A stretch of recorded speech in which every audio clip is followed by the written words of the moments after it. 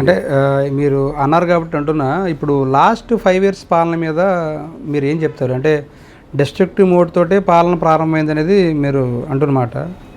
5 ఏళ్ల పాలన మీద, అంటే వైఎస్ఆర్సీపీ ప్రభుత్వం 5 ఏళ్ల పాలన మీద మీరు ఏం చెప్తారు?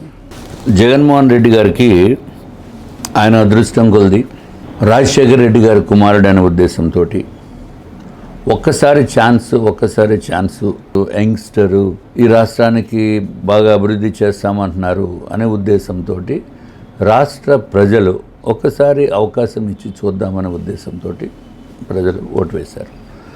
ఈయన బాగా చేస్తాడు, ఒక 3 months 4 months అని. కానీ అనుకున్నది ఒకటి, జరిగింది ఒకటి.